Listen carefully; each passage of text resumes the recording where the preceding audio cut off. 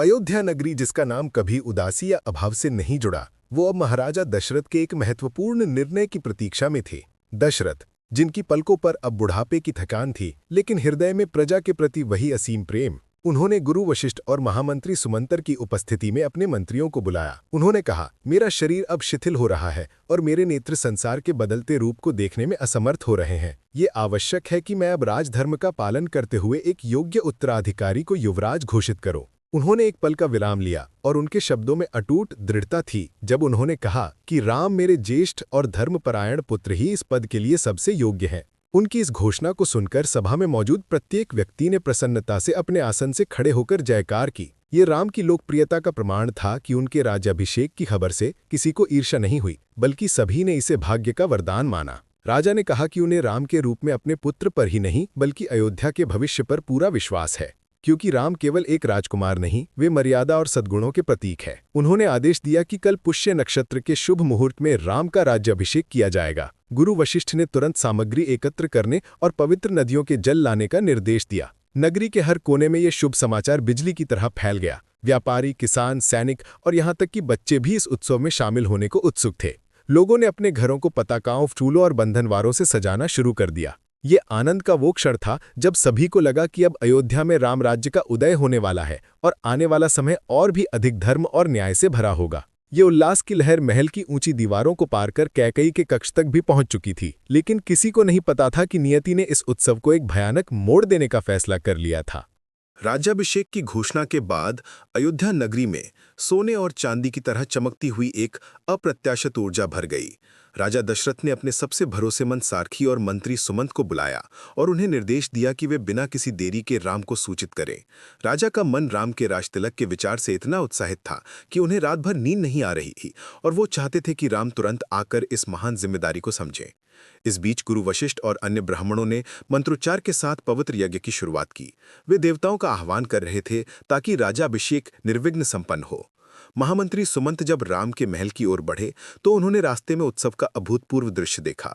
हर गली में पानी छिड़का जा रहा था, चंदन और कपूर की सुगंध वातावरण को महका रही थी और गीत संगीत की मधुर ध्वनि हर तरफ गूंज रही थी। राम अपने कक्ष में बैठे थे, शांत और ध्यानमग्न। उन्हें इस विशाल तैयारी की कोई पूर्व सूचना नहीं थी। जब सुमंत ने राजा का संदेश दिया तो राम ने पहले विनम्रता से सिर झुकाया। उन्होंने अपने पिता के इस महान प्रेम और विश्वास के लिए आभार व्यक्त किया। सुमंत ने राम से कहा कि राजा दशरथ का हृदय भर आया है और वे अत्यंत प्रसन्न हैं कि अब वे अपना राजधर्म का बोझ राम के कंधों पर सौंप पाएंगे। राम ने सुमंत को निर्देश दिया कि वे राजा को उनका आदरपूर्ण अभिवादन पहुंचाए और उन्हें विश्वास दिलाए कि वो पिता की आज्ञा का पूरी निष्ठा से पालन करेंगे। इसके बाद राम ने तुरंत गुरु वशिष्ठ के निर्देशानुसार अपने उपवास और धार्मिक अनुष्ठान शुरू कर दिए, जो राज्याभिषेक के लिए अनिवार्य थे।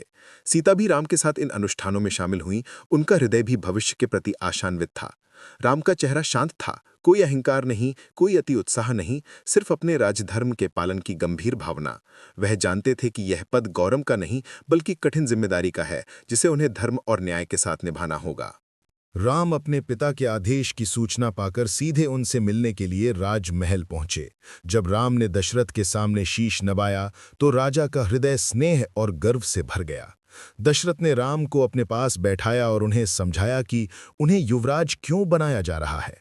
राजा ने कहा, हे राम, तुम गुणों से परिपूर्ण हो, तुम्हें संसार के किसी भी राज्य पर शासन करने का पूरा अधिकार है। मैंने तुम्हें इसलिए चुना क्योंकि तुम धर्मज्ञ हो, सत्यवादी हो और तुम्हारी दृष्टि में प्रजा का कल्याण ही सर्वोपरि है। राजा ने आगे कहा कि उनके ज्योतिषियों ने उन्हें कुछ अशुभ संकेतों के बारे में चेतावनी दी है और इसलिए वो बिना किसी देरी के राम को सिंहासन सौंप देना चाहते हैं, ताकि कोई अप्रिय घटना राजतिलक में बाधा न डाल सके। दशरथ का ये कथन उनके मन में छिपे हुए गहरे संदेह को दर्शाता था, मानो उन्हें भविष्य की भयानक घटना का पूर्वाभास हो रहा हो। राम ने अपने पिता के चरणों को स्पर्श किया और विनम्रता से राज्याभिषेक के आदेश को स्वीकार किया, बिना किसी सवाल या शर्त के। उन्होंने कहा, पिताश्री, आपका आदेश मेरे लिए सर्वोपरि है और मैं आपका ये विश्वास कभी नहीं टूटने दूंगा। मैं पूरी शक्ति और निष्ठा के साथ इस राज्य और प्रजा की सेवा करूंगा। राजा दशरथ ने राम को रात भर उपवास रखने, पवित्र अग्नि के सामने ध्यान करने और जितेंद्रिय रहने का निर्देश दिया। इस आदेश के बाद राम अपनी माता कौशल्या के पास आशीर्वाद लेने के लिए गए, जहां लक्ष्मण और सीता भी उपस्थित थे। राम की यह त्वरित और शांत स्वीकृति दशरथ को और भी अधिक आश्वस्त करती है, पर साथ ही उनके मन का भय भी बढ़ाती है। राम पिता दशरथ से आज्ञा पाकर सीधे अपनी माता कौशल्या के कक्ष में पहुंचे। कौशल्या उस समय पूजा और व्रत में लीन थीं। वो हमेशा से राम के कल्याण के लिए प्रार्थना करती थीं। राम ने उन्हें अपने राज्याभिषेक के बारे में बताया और उनसे आशीर्वाद मांगा। माता कौशल्या का हृदय आनंद और गर्व से भर उठा। उनके नेत्रों से अश्रु बह निकले, लेकिन वे खुशी के आंसू थे। उन्होंने राम को गले लगाया और कहा, पुत्र, तुम्हारा जन्म ही धर्म की रक्षा और सत्य के पालन के लिए हुआ है। मैं तुम्हें आशीर्वाद देती हूं कि तुम सदैव धर्म के मार्ग पर चलो और अपनी प्रजा को उसी तरह पालो जैसे एक माँ अपने बच्चे को पालती है। उस समय वहां राम के प्रिय भाई लक्ष्मण भी उपस्थित थे। कौशल्या ने लक्ष्मण की अटूट भक्ति और राम के प्रति उनके समर्पण की सराहना की।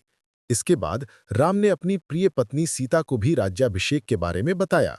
उन्होंने सीता से कहा कि उन्हें इस अवसर पर संयम और पवित्रता बनाए रखनी होगी, क्योंकि वो अब युवराज की पत्नी बनने जा रही हैं। उन्होंने दोनों को रात भर उपवास रखने और सभी धार्मिक अनुष्ठानों का पालन करने का निर्देश दिया।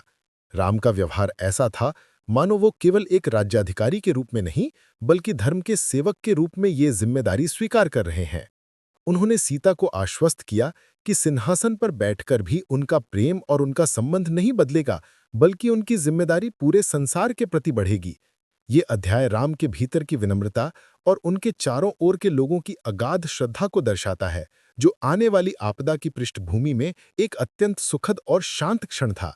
शुभरात्रि, जिसके बाद अयोध्या के इतिहास का सबसे बड़ा दिन शुरू होने वाला था, वो अब अपने मध्य में थी। इस रात राजमहल के एक कोने में मंथरा चुपके से अपने कुटिल षड्यंत्र को अंजाम देने के लिए कैकई के कक्ष में पहुंची। उसने देखा कि कैकई उत्सव की खुशियों से अछूती नहीं है, और ये देखकर मंथरा का क्रोध और बढ़ गया। मंथरा ने तुरंत कैकई पर आरोप लगाया कि वो मूर्ख है, कि वो अपने और अपने पुत्र भरत के भविष्य को जानबूझकर खतरे में डाल रही है। उसने कहा, रानी, ये उत्सव तुम्हारे लिए नहीं, बल्कि कौशल्या की विजय के लिए है। कल जब राम राजा बनेंगे, तब कौशल्या राजमाता होंगी और तुम उनकी दासी से बढ़कर कुछ नहीं रहोगी। मंथरा ने बार बार कैकई के सौंदर्य, यौवन और प्रभाव को कम करके आका और कहा कि ये सब राम के राज तिलक के बाद व्यर्थ हो जाएंगे। मंथरा ने कैकई के मन में ईर्ष्या और भय का बीज बोया, ये कहते हुए कि राम के राजा बनने पर भरत को दूर देश में या तो कारावास में या वन में भेज दिया जाएगा, ताकि सिंहासन के लिए कोई खतरा ना रहे। इस विषैले संवाद के बाद मंथरा ने कैकई को उनके वरदानों की शक्ति याद दिलाई और उन्हें क्रोध भवन में जाने के लिए प्रेरित किया। मंथरा की ये कुटिल कूटनीति सफल हुई और रानी कैकई ने अपने राजसी वस्त्र और आभूषण त्याग दिए और फर्श पर मैले वस्त्रों में बैठ गईं। उनका मन अब पूरी तरह से मोह और भय से दूषित हो चुका था, और वो अपने पति महाराजा दशरथ से वरदान मांगने के लिए तैयार हो गईं, जिससे अयोध्या का सारा सुख क्षण भर में नष्ट होने वाला था। रात्रि अपने चरम पर थी और राम के राज्याभिषेक की खुशी में अयोध्या का कोना कोना दियों से जगमगा रहा था। लेकिन इस प्रकाश से दूर महाराजा दशरथ के हृदय में एक अजीब सी बेचैनी थी। अपने प्रिय पुत्र को युवराज घोषित करने की खुशी में डूबे दशरथ अपनी सबसे छोटी और सबसे प्रिय रानी कैकई के पास पहुंचे, ताकि वह भी इस आनंद में शामिल हो सकें। उन्होंने कैकई के कक्ष में प्रवेश किया और जो दृश्य उन्होंने देखा वह उनके लिए किसी भयानक सपने से कम नहीं था। कैकई अपने महल के क्रोध भवन में राजसी आभूषण और वस्त्र त्याग कर मैले सादे वस्त्रों में फर्श पर लेटी हुई थीं। उनका चेहरा उदासी और क्रोध का मिश्रण था, मानो उन्होंने कोई भयंकर प्रतिज्ञा कर ली हो। दशरथ ने स्नेह से उन्हें उठाया और पूछा, मेरी प्रिय रानी, ये कैसा व्यवहार है? क्या तुम अस्वस्थ हो या किसी ने तुम्हें अपमानित किया है? बोलो, तुम्हारा राम कल युवराज बनेगा, ये खुशी का समय है। मैं तुम्हें वचन देता हूं कि तुम्हारी हर इच्छा पूरी की जाएगी, और यदि किसी ने तुम्हारा अपमान किया है तो मैं उसे कठोरतम दंड दूंगा। राजा का स्वर प्रेम और चिंता से भरा हुआ था। वह सोच भी नहीं सकते थे कि ये नाटक किसी गहरी साजिश का हिस्सा है। दशरथ ने कैकई को अनेक बहुमूल्य वस्तुएं, सोने, रत्नों और यहाँ तक कि हजारों दासियों का लालच दिया ताकि वह अपने दुख का कारण बताएं। राजा का मन अधीर हो रहा था क्योंकि वो अपनी प्रिय रानी को इस हाल में नहीं देख सकते थे। उन्होंने बार बार उसे दिलासा दिया और पुनः शपथ ली कि वह उसका हर वचन पूरा करेंगे जो भी वह मांगेगी। दशरथ की ये अंधी भक्ति और वरदान देने की आतुरता ही उनके और अयोध्या के दुख का कारण बनने वाली थी। कैकई ने राजा के इस अटूट वचन और प्रेम की अति को अपने षड्यंत्र का अंतिम हथियार बनाने का निर्णय ले लिया था। उसने राजा की भावनात्मक कमजोरी का पूरा फायदा उठाया और अपने घातक इरादों को छिपाए रखा ताकि वो सही समय पर अपने दो विशैल्य वरदान सामने रख सके। राजा दशरथ द्वारा पूर्ण वचन दिए जाने के बाद कैकई फर्श से उठी। उसके चेहरे पर अब ना तो उदासी थी और ना ही प्रेम, केवल कठोरता और निर्दयता थी। उसने सीधे दशरथ की आंखों में देखा और अपने दो वरदानों की मांग की।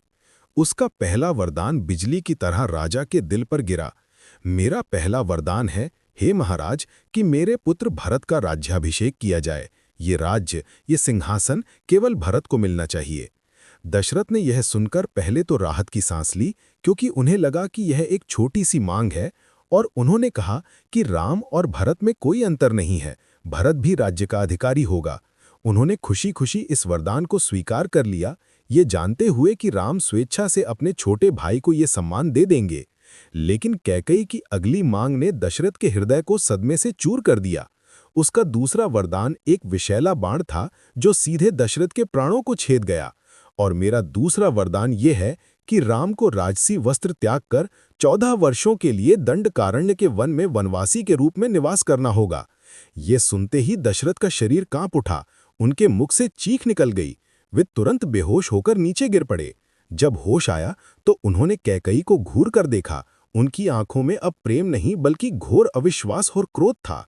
उन्होंने पूछा, तुम ये क्या कह रही हो कैकई? तुमने ये कैसी राक्षसी मांग की है? राम, मेरा राम, वनवास? दशरथ ने उसे पागल कहा, उसे अधर्मिणी कहा और उसे तुरंत अपने वचन को वापस लेने का आदेश दिया। लेकिन कैकई ने दृढ़ता से कहा कि राजा ने सूर्य, चंद्रमा और धर्म की शपथ लेकर वचन दिया है, और यदि वह पीछे हटे तो रघुकुल की मर्यादा और उनका सत्य दोनों ही नष्ट हो जाएंगे।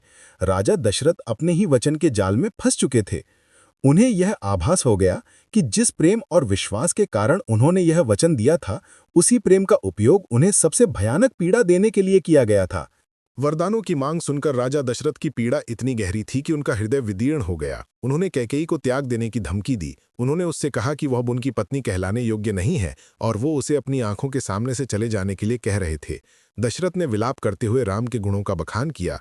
उन्होंने कहा, राम ने कभी मेरी आज्ञा नहीं तोड़ी, वो कभी किसी पर क्रोध नहीं करते, उनके लिए धर्म ही जीवन है। तुम किस अपराध के लिए मेरे प्रिय पुत्र को वनवास भेज रही हो?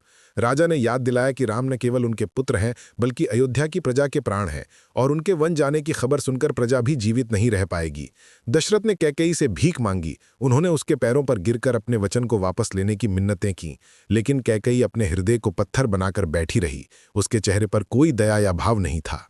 राजा ने उसे शाप दिया कि उसे कभी भी राजसुख प्राप्त नहीं होगा और वह अपनी इस क्रूरता के लिए युगों तक बदनाम रहेगी। उन्होंने कहा कि उनका जीवन अब राम के बिना एक क्षण भी नहीं चल पाएगा, और कैकेयी ने अपने हाथों से उन्हें पुत्र वियोग की मौत दी है। दशरथ ने पिछली रात की खुशी को याद किया जब वो राम के राज्याभिषेक की योजना बना रहे थे, और अब उसी रात राम के वनवास का आदेश देना पड़ रहा है। ये भाग्य का सबसे क्रूर मजाक था। रात का हर क्षण दशरथ के लिए एक युग के समान था। वो बार बार मूर्छित होते, राम का नाम लेकर पुकारते और होश में आने पर कैकेयी पर चीखते। वो असमर्थता की उस पराकाष्ठा पर थे जहां एक राजा भी अपने वचन से बंधा हुआ एक असहाय पिता बन जाता है। राजा ने अपनी पूरी शक्ति लगाकर कैकेयी को समझाने की कोशिश की, उसे उसकी सौतेली मां के कर्तव्य की याद दिलाई, लेकिन मंथरा कविश कैकेयी के हृदय में इतना गहरा उतर चुका था कि कोई भी तर्क या प्रेम उसे टस से मस नहीं कर पाया। दशरथ के विलाप और क्रोध का कैकेयी पर कोई असर नहीं हुआ। इसके बजाय उसने अपने अहंकार और तर्क को और मजबूत किया। कैकेयी ने दशरथ को कठोर शब्दों में फटकार लगाई। हे महाराज, आप धर्म के मार्ग से क्यों विचलित हो रहे हैं? आपने मुझे स्वयं वरदान देने का वचन दिया था, और अब जब मैं वरदान मांग रही हूं तो आप इसे अधर्म बता रहे हैं। क्या रघुकुल के राजा का वचन इतना कमजोर है? उसने स्पष्ट किया कि यदि राजा अपना वचन तोड़ते हैं तो उनका नाम इतिहास में झूठे और कपटी राजा के रूप में दर्ज हो जाएगा, और ये कलंक रघुकुल की महान परंपरा को नष्ट कर देगा। कैकेयी ने दशरथ को अनेक प्राचीन राजाओं की कहानियां सुनाई, जिन्होंने अपने वचन का पालन करने के लिए अपने प्राण या अपने राज्य का त्याग कर दिया था। उसने दशरथ को ये याद दिलाया कि उनका वचन केवल एक शब्द नहीं है, ये राजधर्म का आधार है। कैकेयी ने राम की धर्मनिष्ठा का भी इस्तेमाल किया। उसने कहा कि राम स्वयं धर्मज्ञ हैं और वो अपने पिता को वचन भंग करने के पाप से बचाने के लिए खुशी खुशी वनवास स्वीकार कर लेंगे। उसने कहा कि राजा को डरना नहीं चाहिए, क्योंकि राम तो केवल एक सेवक की तरह अपने पिता का आदेश मानेंगे। उसका तर्क था कि ये वरदान केवल भरत के राजाधिकार को सुरक्षित करने के लिए आवश्यक है, क्योंकि राम के रहते हुए भरत का सिंहासन पर बैठना हमेशा अस्थिर रहेगा। कैकेयी ने राजा से कहा कि वो अब समय बर्बाद न करें, बल्कि सुबह होने से पहले राम को बुलाकर वन जाने का आदेश दें, क्योंकि राज्याभिषेक का शुभ मुहूर्त बीत रहा है। इस अध्याय में कैकेयी एक निर्दयी राजनेता की तरह व्यवहार करती है, जो भावनाओं और धर्म के बजाय केवल सत्ता और वचन पालन की औपचारिकता पर जोर देती है, जिससे दशरथ की पीड़ा और भी बढ़ जाती है, क्योंकि वो अपनी रानी के इस राक्षसी रूप को पहचान नहीं पाते हैं। रात के अंतिम पहर में राजा दशरथ पीड़ा और असहायता से लगभग मरणासन अवस्था में थे।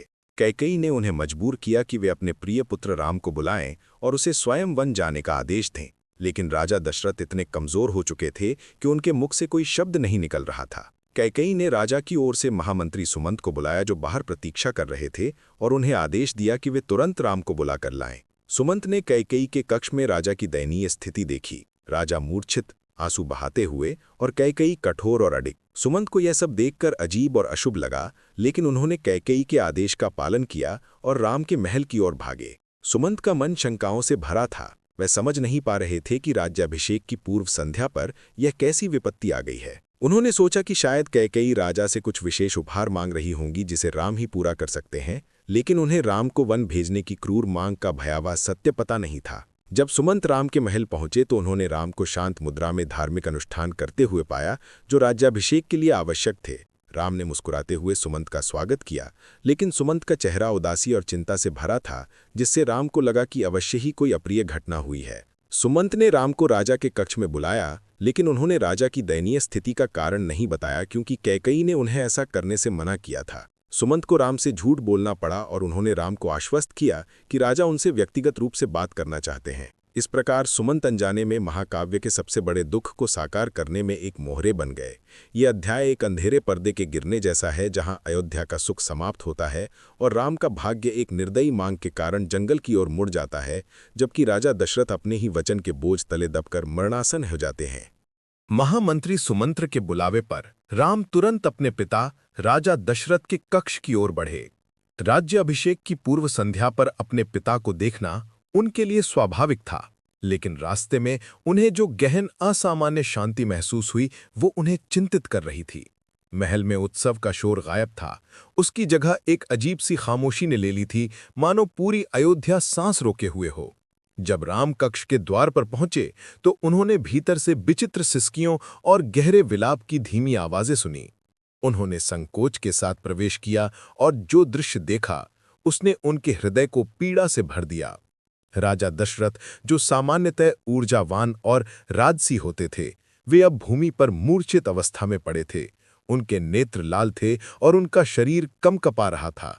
उनके पास रानी कैकेयी एक कठोर अपरिचित मुद्रा में बैठी थीं। उनके चेहरे पर एक ठोस भाव था, जिसमें न पश्चाताप था और न ही करुणा। राम ने तुरंत अपने पिता के चरणों को स्पर्श किया और उन्हें उठाने का प्रयास किया। राजा ने राम को देखते ही अपने हाथों को राम की ओर बढ़ाया, लेकिन गहरे दुख के कारण उनके मुख से एक भी शब्द नहीं निकल पाया। केवल आहें और अश्रु बह रहे थे। राम इस स्थिति को देखकर अत्यंत विचलित हुए। उन्होंने कैकेयी से पूछा कि पिता किस कारण से इतने दुखी हैं? क्या उन्होंने अनजाने में कोई अपराध किया है? राम ने दृढ़ता से कहा, हे माता, आप मुझे बताएं कि क्या हुआ है। मैं पिता के चरणों की शपथ लेता हूं कि यदि उन्होंने किसी को मार डालने या राज्य से निकाल देने का आदेश भी दिया है, तो भी मैं उनके वचन का पालन करूंगा। मेरे लिए पितृ आज्ञा ही सर्वोत्तम धर्म है। राम की यह सहज, बिना शर्त वाली प्रतिबद्धता ही कैकेयी के लिए अपने क्रूर इरादे को पूरा करने का अंतिम मौका था। दशरथ, जो अभी भी बोल पाने में असमर्थ थे, अपने पुत्र को अपनी ओर खींचने का प्रयास करते रहे, मानो वे चेतावनी दे रहे हों, पर उनका मौन उनकी सबसे बड़ी असहायता बन गया था। राम की इस धर्मनिष्ठा ने अनजाने में ही कैकेयी की योजना की अंतिम मुहर लगा दी थी। राजा दशरथ की मुखरता की कमी को देखकर रानी कैकेयी ने स्वयं राम को संबोधित करने का निर्णय लिया। उसकी आवाज में ना कोई संकोच था और ना ही कोई कोमलता, वह लोहे की तरह कठोर थी। उसने राम से कहा, राम, तुम्हारे पिता तुम्हें कुछ बताना चाहते थे, लेकिन उनके हृदय में प्रेम और मोह इतना प्रबल है कि वे तुम्हें कठोर सत्य बताने में असमर्थ हैं, इसलिए मैं ही तुम्हें बताती हूँ।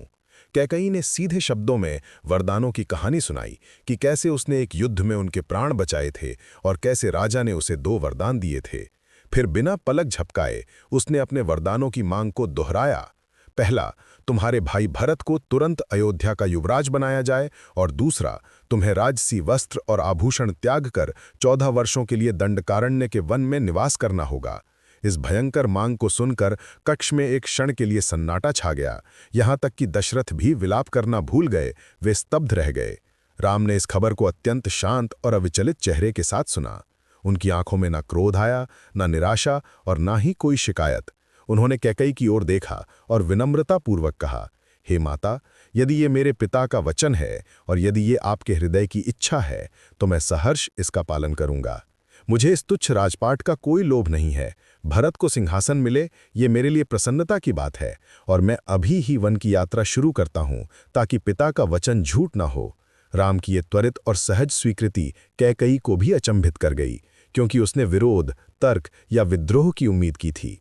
राम ने कहा कि उनका एकमात्र दुख ये है कि उनके पिता इस कारण से पीड़ा में हैं, लेकिन उन्हें ये जानकर शांति है कि उनके वन जाने से उनके पिता का सत्य सुरक्षित रहेगा और रघुकुल की मर्यादा बनी रहेगी। कैकेयी के कठोर आदेश और राम की शांत स्वीकृति के बाद राम ने एक पल की भी देरी नहीं की। उन्होंने कैकेयी के चरणों को स्पर्श किया, अपने पिता को प्रणाम किया जो अब भी विलाप की स्थिति में थे, और राजसी कक्ष से बाहर निकल गए। राम के चेहरे पर किसी भी प्रकार का दुख या पश्चाताप नहीं था। उनका भाव ऐसा था मानो वो किसी नए राजकीय कार्य के लिए जा रहे हों। उनके लिए पिता का वचन ही उनका सर्वोच्च कर्तव्य था, जिसे पूरा करने के लिए वो अपना सर्वस्व त्यागने को तैयार थे। राम सीधे अपने कक्ष में पहुंचे, जहां उन्हें राज्याभिषेक की अंतिम तैयारी करनी थी।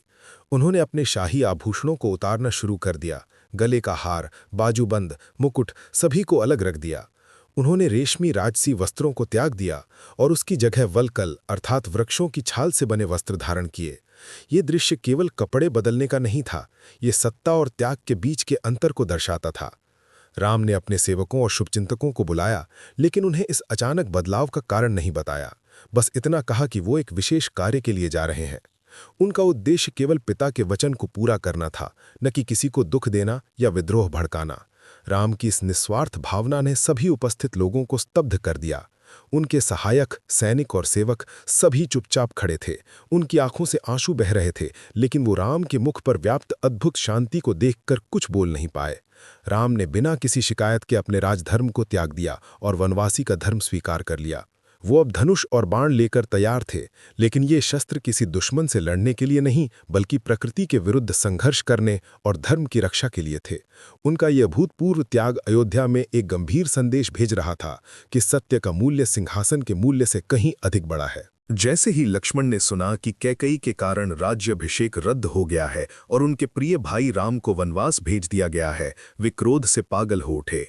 लक्ष्मण की आंखें लाल हो गईं, उनका शरीर कांपने लगा और उन्होंने अपने धनुष को उठाया। वे चिल्ला उठे, यह घोर अधर्म है, यह कैकेयी का नहीं बल्कि राजा दशरथ का बुढ़ापे का मोह है।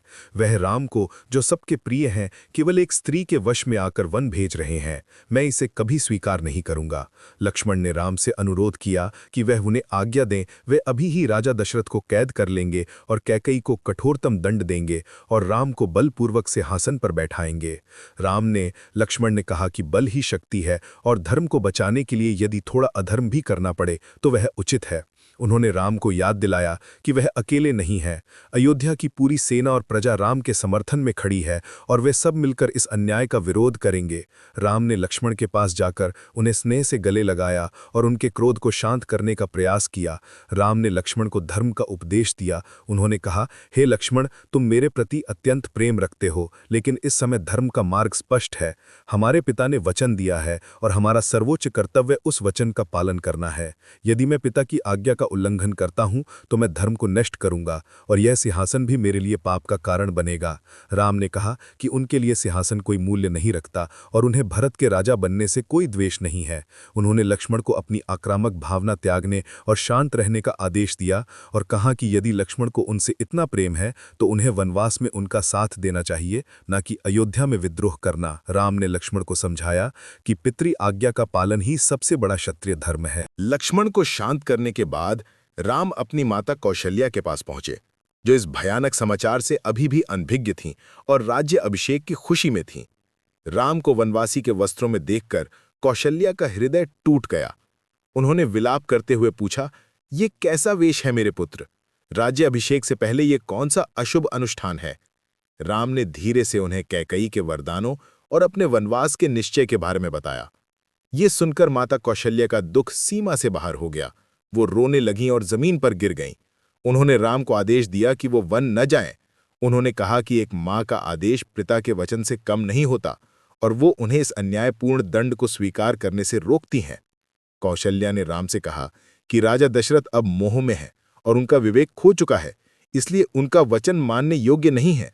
उन्होंने राम से अयोध्या में रहकर बलपूर्वक सिंहासन लेने का आग्रह किया और कहा कि वो स्वयं और पूरी प्रजा राम के साथ खड़ी रहेगी। राम ने अपनी माता को उठाया और शांत शब्दों में उन्हें समझाया। उन्होंने कहा कि हे माता, मैं समझता हूं आपकी पीड़ा, लेकिन मेरे लिए पिता का वचन धर्म की कसौटी है। यदि मैंने ये वचन तोड़ा तो मैं अधर्म करूंगा और मैं कभी भी इस पाप के साथ जीवित नहीं रह पाऊंगा। भरत को सिंहासन मिले और मैं वन जाऊं, यही अब मेरा कर्तव्य है। राम ने कौशल्या से धैर्य रखने और पिता दशरथ की सेवा करने का अनुरोध किया। उन्होंने कहा कि उनके वन जाने से पिता का सत्य बना रहेगा और ये उनका सबसे बड़ा योगदान होगा। राम ने कौशल्या को आश्वस्त किया कि 14 वर्ष शीघ्र ही बीत जाएंगे और वो वापस लौटकर उनकी सेवा में उपस्थित होंगे। राम की यह अटूट धर्मनिष्ठा माता कौशल्या को मानसिक रूप से शांत करने में सफल रही और वो रिलक्टेंटली इस कठोर सत्य को स्वीकार करने के लिए तैयार हुईं। राम द्वारा धर्म और पितृवचन के महत्व को समझाने के बाद भी माता कौशल्या की पीड़ा कम नहीं हुई। राम के चले जाने के बाद वह गहन शोक में डूब गईं। उनका महल अब खुशियों का नहीं बल्कि विलाप का केंद्र बन चुका था। कौशल्या ने राम के वियोग में रोते हुए कहा, मेरा जीवन तो बस राम के लिए ही था। मैंने जो भी तपस्या की, जो भी व्रत रखा, वह सब इसी दिन के लिए था कि मैं अपने पुत्र को राज सिंहासन पर देखूंगी। अब जब राजतिलक का समय आया है तो मेरे ही पुत्र को वनवास मिल गया। यह कैसी विडंबना है? एक माता के रूप में मेरा अधिकार कहाँ है? क्या मेरा आदेश एक राजा के वचन से कमजोर है? उनके इस तीव्र मनोवैज्ञानिक द्वंद्व को देखकर माता सुमित्रा ने उन्हें सांत्वना दी। सुमित्रा ने कहा, हे देवी, आप शोक न करें। राम तो केवल वन नहीं जा रहे, वे धर्म की रक्षा के लिए जा रहे हैं। उनका यह कार्य साधारण वनवास नहीं बल्कि एक महान तपस्या है। आप भाग्यशाली हैं कि आपके पुत्र को संसार की क्षणिक खुशियों से ऊपर सत्य और मर्यादा को स्थापित करने का सौभाग्य मिला है। सुमित्रा ने कौशल्या को याद दिलाया कि लक्ष्मण भी राम के साथ जा रहे हैं और राम अकेले नहीं हैं। उन्होंने कहा कि राम के मुख पर पीड़ा का कोई चिन्ह नहीं था, बल्कि अद्भुत शांति थी, जो दर्शाती है कि वह अपनी नियति को सहजता से स्वीकार कर रहे हैं। सुमित्रा ने कौशल्या से आग्रह किया कि वह रोना बंद करें और अब महाराजा दशरथ की सेवा में ध्यान दें, क्योंकि राजा उनकी सबसे अधिक आवश्यकता है। सुमित्रा ने आशा का दीपक जलाया और उन्हें विश्वास दिलाया कि 14 वर्ष पलक झपकते ही बीत जाएंगे और राम धर्म की विजय के साथ अयोध्या लौटेंगे। उनका सांत्वनापूर्ण संवाद कौशल्या के हृदय को शांत करने में सफल रहा और उन्होंने रिलक्टेंटली इस असहनीय सत्य को स्वीकार कर लिया। राम ने अपनी माताओं को सांत्वना देने के बाद अपनी प्रिय पत्नी सीता के कक्ष में प्रवेश किया। सीता, जो राज्याभिषेक के अनुष्ठानों के बाद भी शांत और प्रसन्न थीं, उन्हें वल्कल वस्त्रों में देखकर चौंक गईं। राम ने सीता को अत्यंत कोमल शब्दों में लेकिन स्पष्टता के साथ कैकेयी के वरदान और अपने वनवास के निश्चय के बारे में बताया। राम ने सीता से आग्रह किया कि वो अयोध्या में ही रहें और उनकी वृद्ध माताओं, विशेषकर कौसल्या और महाराज दशरथ की सेवा करें। राम ने कहा, हे सीते, यह मार्ग कांटों भरा है। वन में तुम्हें जंगली जानवरों, विषैले सांपों और भयानक राक्षसों का सामना करना पड़ेगा। वहां ना महल है, ना सेवक और ना ही कोई सुख सुविधा। तुम राजसी सुखों में पली हो, तुम इस कठिन जीवन को सहन नहीं कर पाओगी। राम का उद्देश्य सीता को डराना नहीं, बल्कि उन्हें सत्य से अवगत कराना था, ताकि सीता अयोध्या के सुरक्षित वातावरण में रह सकें। उन्होंने सीता को समझाया कि एक धर्मपरायण पत्नी का कर्तव्य है कि वो अपने पति की अनुपस्थिति में उसके परिवार की देखभाल करे। उन्होंने सीता को भरत का सम्मान करने और अयोध्या के नए राजा के प्रति निष्ठावान रहने का भी निर्देश दिया। राम ने सीता को बार बार वन के वास्तविक भय, जैसे तपती धूप, भूख और जंगली जानवरों का डर के बारे में बताया, ताकि वो स्वेच्छा से रुकने का निर्णय ले सकें। राम की यह कोशिश सीता के अटूट निश्चय के सामने व्यर्थ थी। सीता ने राम की बात को शांति से सुना, लेकिन उनके हृदय में एक दृढ़ संकल्प जन्म ले चुका था। राम के सभी तर्कों और चेतावनियों को सुनने के बाद सीता ने गहन प्रेम और दृढ़ता के साथ उत्तर दिया। उनकी आवाज में न कोई डर था और न ही कोई संदेह। उन्होंने कहा, स्वामी, आप किस तरह की बातें कर रहे हैं? क्या एक धर्मपरायण पत्नी अपने पति को विपत्ति में छोड़कर सुख के लिए अयोध्या के महल में रह सकती है? पत्नी की नियति उसके पति की नियति से जुड़ी होती है। जहां आप हैं वहीं मेरा संसार है। मेरे लिए जंगल ही मेरा महल है और आपके बिना अयोध्या का ये राजमहल भी मेरे लिए निर्जन वन के समान है। सीता ने राम के इस तर्क को पूरी तरह से खारिज कर दिया कि उन्हें जंगल के कष्टों से डर लगेगा। उन्होंने कहा, जब मैं आपकी छाया में रहूंगी तो जंगली जानवर, सर्प या राक्षस मेरा क्या बिगाड़ सकते हैं? आपके साथ चलना मेरे लिए सबसे बड़ी सुरक्षा है। सीता ने राम को याद दिलाया कि विवाह के समय उन्हें शिक्षा दी गई थी कि पति के साथ दुख भोगना ही पत्नी का सबसे बड़ा धर्म है। उन्होंने कहा कि उनके माता पिता ने उन्हें केवल सुख भोगने के लिए नहीं पाला, बल्कि पति के हर सुख दुख में साथ देने के लिए शिक्षित किया है। सीता ने यहां तक कह दिया कि यदि राम उन्हें अयोध्या में छोड़ जाते हैं तो वह आत्महत्या कर लेंगी, क्योंकि पति के वियोग में जीना उनके लिए असंभव है। सीता का ये तीव्र और भावनात्मक तर्क इतना शक्तिशाली था कि राम को महसूस हुआ कि उनका अपनी पत्नी को अकेला छोड़ने का निर्णय अधर्म है। सीता के इन शब्दों ने राम को अटूट प्रेम, त्याग और पतिव्रता धर्म की गहराई से अवगत कराया और राम को अंततः यह स्वीकार करना पड़ा कि सीता को उनके साथ जाना ही होगा। सीता के दृढ़ निश्चय को देखने के बाद भी राम ने एक बार फिर उन्हें वन के अकल्पनीय कष्टों से अवगत कराने का प्रयास किया। राम ने सीता को विस्तार से बताया कि वन का जीवन राजमहल जैसा नहीं होता। उन्होंने कहा, तुम जो कल्पना कर रही हो वो काल्पनिक प्रेम है, वास्तविकता बहुत कठिन है। वन में तुम्हें कंदमूल फल खाकर रहना पड़ेगा जो हमेशा उपलब्ध नहीं होते। तुम्हें अत्यधिक गर्मी और कड़कड़ाती ठंड झेलनी पड़ेगी, जिसके लिए यहाँ कोई आरामदायक वस्त्र नहीं होगा। राम ने खतरनाक दृश्यों का वर्णन किया। उन्होंने बताया कि रात में जंगली हाथी अपनी पत्नियों के साथ शोर करते हुए घूमेंगे, जिससे नींद हराम हो जाएगी। उन्हें पानी के बिना कई मील चलना होगा और हर समय राक्षसों के हमले का डर रहेगा। राम का ये वर्णन सीता के मन में भय उत्पन्न करने के लिए नहीं था, बल्कि वो चाहते थे कि सीता पूरी तरह से सत्य को जानकर ये निर्णय लें। राम ने कहा कि सीता की कोमल त्वचा कठोर पत्थरों पर सोने और कंकड़ पत्थरों पर चलने से घायल हो जाएगी और वो ये सब अपनी आंखों से नहीं देख सकते। उन्होंने स्पष्ट किया कि राजधर्म के पालन के लिए ये वनवास आवश्यक है, लेकिन सीता को इसमें शामिल होने का कोई बंधन नहीं है। उन्होंने कहा कि सीता का धर्म अयोध्या में रहकर परिवार का सम्मान बनाए रखना भी हो सकता है। राम ने बार बार जोर दिया कि वन में केवल तपस्या और कष्ट है, कोई सुख नहीं। राम का ये विस्तृत वर्णन सीता के संकल्प की अंतिम परीक्षा थी, लेकिन सीता हर तर्क के बाद और भी दृढ़ होती गईं। उनके लिए राम के साथ कष्ट भोगना राम के बिना सुख भोगने से कई गुना बेहतर था। सीता ने राम के सभी भयानक विवरणों को सुना, लेकिन उनके मुख पर मुस्कान आ गई। उन्होंने कहा, स्वामी, मुझे आश्चर्य है कि आप इतने बलवान और धर्मज्ञ होने के बावजूद अपनी पत्नी की शक्ति को कम आंक रहे हैं। क्या आपकी पत्नी एक साधारण स्त्री है जो कठिनाइयों से डर जाएगी? मैं उस राजकन्या हूं जिसने आपके लिए शिव धनुष तोड़ने वाले वीर का वरण किया है, और मैं मिट्टी की गुड़िया नहीं हूं। सीता ने कहा कि उनके लिए राम की उपस्थिति ही सबसे बड़ी सुख सुविधा है और उन्हें जंगल का जीवन कभी भी डरा नहीं सकता। उन्होंने एक मार्मिक आग्रह करते हुए कहा, यदि आप मुझे अपने साथ नहीं ले जाएंगे तो मेरा हृदय वियोग की अग्नि में जलकर भस्म हो जाएगा और आप पर अपनी पत्नी की मृत्यु का पाप लगेगा। आप ये अधर्म क्यों करना चाहते हैं? सीता ने यहाँ तक कहा कि यदि उन्हें आपके चरण भी मिल जाएं तो वह उन पर लेटकर भी वन के मार्ग पर चल लेंगी। सीता का यह अटूट प्रेम, दृढ़ विश्वास और भावनात्मक बल देखकर राम अंततः पिघल गए। राम ने सीता को गले लगाया और कहा, प्रिय, तुमने मेरे धर्म को और भी मजबूत किया है। तुम्हारी सत्यनिष्ठा ने मुझे सही मार्ग दिखाया है। राम ने सहर्ष सीता को अपने साथ ले जाने की सहमति दी। राम ने सीता से कहा कि वह अपने सभी राजसी आभूषण और मूल्यवान वस्त्र ब्राह्मणों और गरीबों में दान कर दें। यह घोषणा होते ही सीता ने तुरंत अपने आभूषण उतारने शुरू कर दिए।